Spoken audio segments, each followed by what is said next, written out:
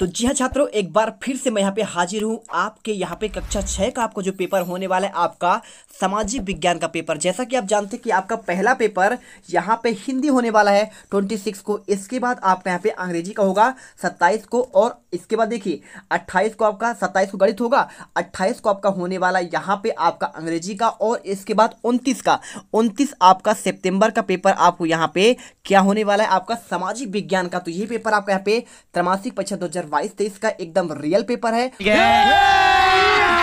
अभी मजा आएगा ना भिड़ो नानजी भाई, अभी आएगा रोड पे। और यही पेपर आपके विद्यालय में इस बार आएंगे, क्योंकि मैं खुद यहाँ पे टीचर हूँ और आपको यहाँ पे सबसे पहले हमारे विद्यालय में आया, तो इसका पूरा आंसर सॉल्यूशन आपको दे रहा हूँ। चलिए फटाफट यहाँ पे करेंगे। क्या बात है सर, क्या बात है सर, क्या बात, ये बात है। अरे सर क्या बात। देखिए मेरे पास पूरे क्वेश्चन के आपको यहाँ पे आंसर आपको मिल जाएंगे। एक एक क्वेश्चन के आंसर मेरे पास मौजूद है। आप यहाँ पे देख सकते हैं हर एक क्वेश्चन का आंसर मेरे पास यहाँ पे है। 11वां क्वेश्चन, 12वां, इसके बाद देखिए 13वां, 14वां और इसके बाद आपका 15वां। ये सभी क्वेश्चन का आंसर A to Z आपको मैं यहाँ पे देने वाला हूँ। तो देख सकते हैं आपको यहाँ पे क्वेश्चन आपका लास्ट 16वां है और इसके बाद आपका 17वां।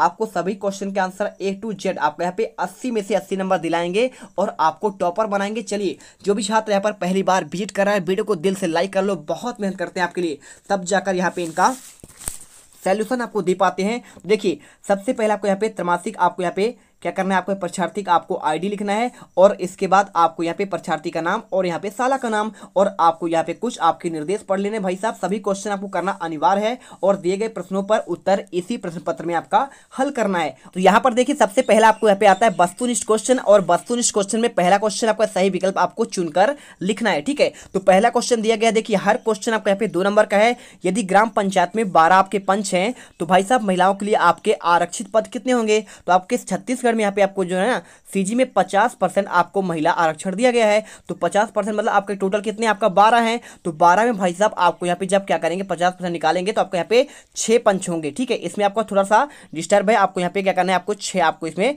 बना देना है। ठीक है, चलिए आपको यहाँ पे 6 आपका पंच लिखना है और इसके बाद देखिए या फिर पद लिखिए। और इसके बाद देखिए आपका नेक्स्ट क्वेश्चन सेकंड, छत्तीसगढ़ राज्य में केरल राज्य में क्या क्या वस्तुएं आपका मंगाया जाता है। ठीक है, तो छत्तीसगढ़ राज्य में केरल से क्या क्या मंगाए जाते हैं, तो क्या आपका पेट्रोल और डीजल होगा, या फिर आपका नारियल और मसाले, चाय और शक्कर, या फिर आपका ऊनी वस्त्र और फल। तो देखिए आपका नारियल और आपका यहाँ पे मसाले आपके मंगाए जाते हैं। इसके बाद क्वेश्चन देखिए तीसरा क्वेश्चन, नंद वंश के शासक आपका जो है हराकर मौर्य वंश की स्थापना करने वाले शासक कौन थे। तो देखिए कौन थे भाई साहब, नंद वंश के शासक घनानंद को कौन हराया था, यहाँ पे चंद्रगुप्त मौर्य ने हराया था। आपको आंसर यहाँ पे ये करना पड़ेगा। इसके बाद क्वेश्चन आपका नेक्स्ट क्वेश्चन, वीडियो अच्छी लगे लाइक जरूर करिएगा, बहुत मेहनत करते हैं आपके लिए। यहाँ पे देखिए पूर्व वैदिक काल में प्रमुख देवता आपके कौन कौन थे। देखिए आपको यहाँ पे इंद्र भी थे, अग्नि भी थे, वरुण भी थे, लेकिन आपका यहाँ पे विष्णु आपका नहीं थे। ठीक है, तो ये आपका गलत है, मतलब कि आपका जो 1 2 3 होगा वही आपका राइट है। तो यानी आपका पहला वाला आपका सन इसमें आपका सही हो जाएगा। इसके बाद क्वेश्चन आपका आता है 5वां,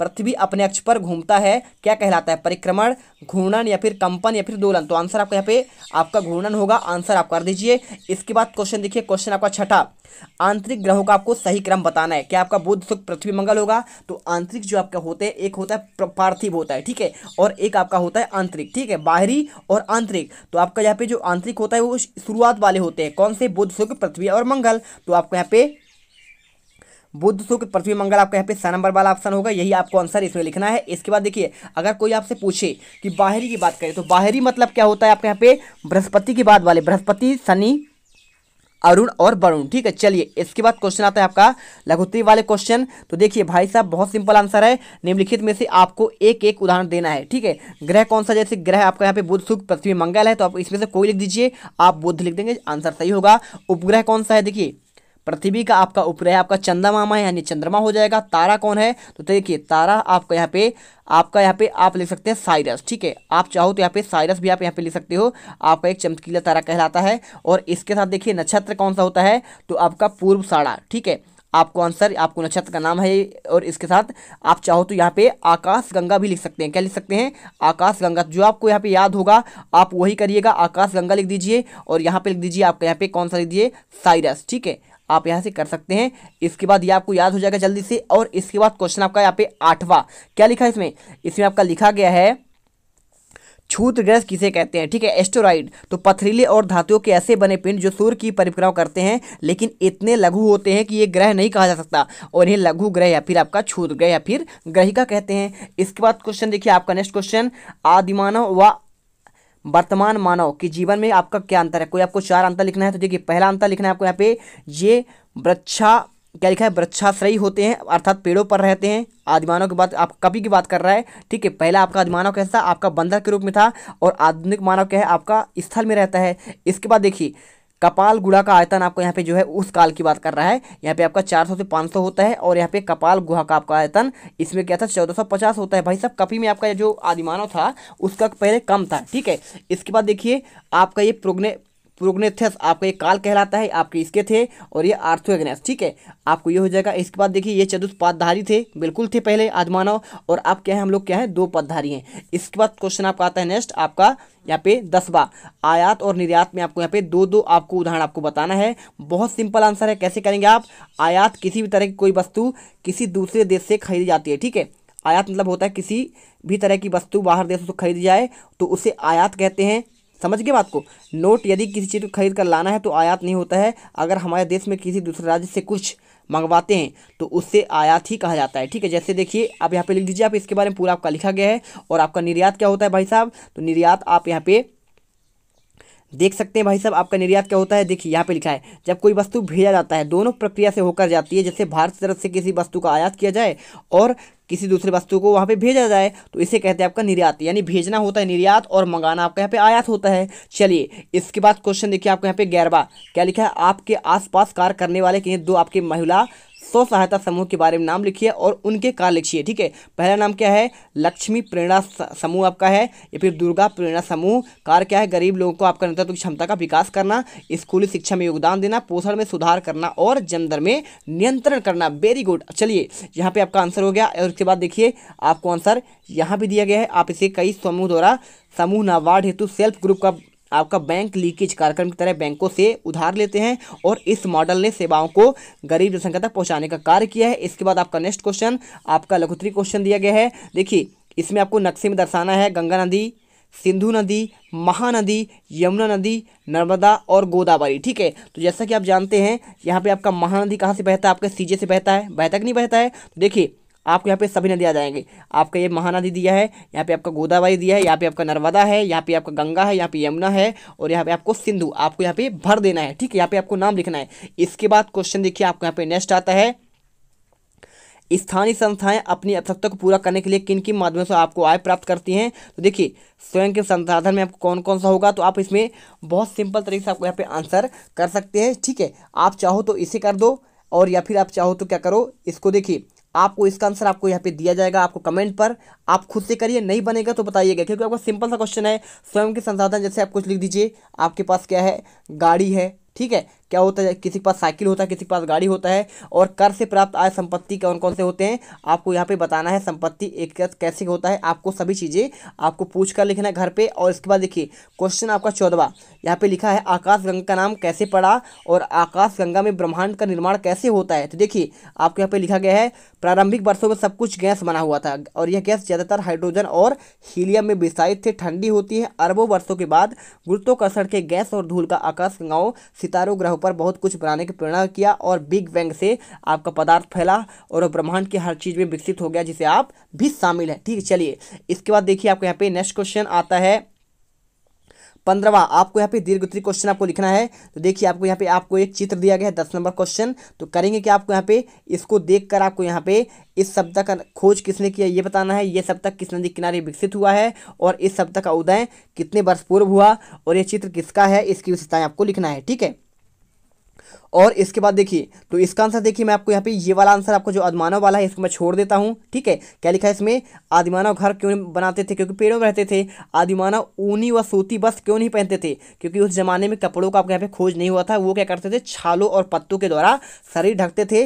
वे जंगली जानवरों से बचाव कैसे करते थे, औजार रख के करते थे, ठीक है, पत्थरों का औजार बनाते थे। आदिमानव एक स्थान से दूसरे स्थान पर क्यों घूमते थे, तो देखिए भोजन के यहाँ पे आपके खोज में घूमते थे, क्योंकि पहले आदिमानव घर पर तो रहता नहीं था, ठीक है, कुछ उगाता भी नहीं था। और उस समय काल के पाषाण को क्या कहा जाता है, आपको यहाँ पे पूरा पाषाण करना है। क्या करना है आपको यहाँ पे, पूरा पाषाण काल कहना है। और इसके बाद इस काल की कोई आपको 2 औजारों के चित्र तो आप बना लीजिए चाहो तो। भाई साहब हम आपको यहाँ पे आंसर दे रहे हैं, पहला आपको यहाँ पे ये वाले का, इसका आंसर ये आपका हड़प्पा सभ्यता के बारे में दिया गया है। तो देखिए आपको यहाँ पे हड़प्पा सभ्यता के बारे में पूरा आपको लिखा गया है। 1921 में दयाराम साहनी ने इसका उत्खनन किया था। और किस नदी के किनारे है, आपको यहाँ पे रावी नदी के किनारे। और कब, कालखंड कौन सा है, 2600 ईसा पूर्व से आपका 1900 ईसा पूर्व। और यह चित्र सिंधु घाटी सभ्यता का है। विशेषताएं, सिंधु घाटी सभ्यता का आर्थिक जीवन अत्यंत विकसित था और आर्थिक जीवन प्रमुख आधार कृषि, पशुपालन, शिला और व्यापार थे। किंतु सिंधु उसकी सहायक नदियों द्वारा प्रतिवर्ष लाई गई उपजाऊ जड़ोल जैसे कृषि मिट्टी हेतु महत्वपूर्ण मानी जाती थी। और इस उपजाऊ से मैदान के मुख्य रूप से गेहूं और जौ की खेती होती थी। मैंने आपको यहाँ पे सभी पॉइंट के आंसर दे दिया भाई, कौन नदी किनारे बसा हुआ, कौन सा सन है, कौन सा यहाँ पे कितने वर्ष पूर्व हुआ, और आपको यहाँ पे विशेषता। ठीक है, चलिए किसका चित्र है, तो आपको यहाँ पे सिंधु सभ्यता का चित्र है। और बता देना हड़प्पा सभ्यता और सिंधु सभ्यता आपका एक ही बात होता है। और इसके बाद क्वेश्चन आपको यहाँ पे 16वां, सौर मंडल किसे कहते हैं और सूर्य के दूरी के क्रम को आपके 4 ग्रहों का आपको संक्षिप्त आपको वर्णन करना है। देखिए सौर मंडल क्या होता है, आकाश गंगा में सूर्य और उसके चारों ओर लगाने वाले ग्रह, उपग्रह, उल्काएं और क्षुद्र ग्रह को समूह को सौर मंडल कहते हैं। और देखिए इसके बारे में आपको कुछ आपको ग्रह को नाम लिखने के लिए बोला है और वर्णन करना है। तो बुध ग्रह आपका यहाँ पे देखिए सूर्य से सबसे नजदीक और सबसे छोटा ग्रह है।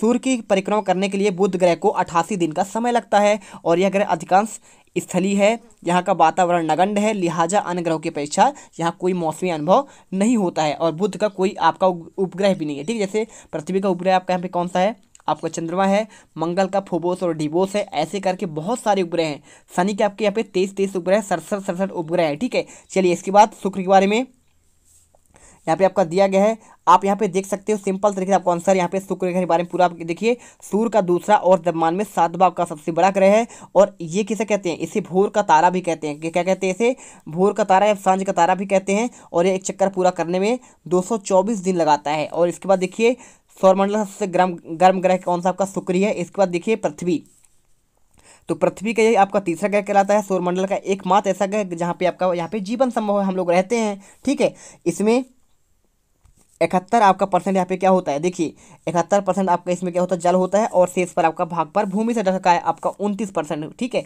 और इसके बाद देखिए इसमें क्या ऑक्सीजन पाया जाता है, नाइट्रोजन पाया जाता है, बहुत सारे आपको यहाँ पे पाया जाता है। साथ में आपको यहाँ पे सूर्य से आने वाली परावैंगिक किरणें भी आपको यहाँ पे आती है जिसे रोकते हैं। ठीक है, चलिए इसके बाद मंगल ग्रह, तो मंगल ग्रह दूरी के आधार पर यह सूर्य का चौथा ग्रह है और लाल ग्रह के नाम से जाना जाता है। और मंगल ग्रह का वातावरण विरल है। मंगल ग्रह पर सूर्य की तरह गर्त है और यहाँ पे घाटियां, रेगिस्तान और बर्फीली चट्टानें पाई जाती है। सौरमंडल का सबसे बड़ा ऊंचा ओलंपस मोन्स आपका मंगल ग्रह पर स्थित है और इसमें मंगल घूर्णन काल मौसमी चक्र के आपके समान है।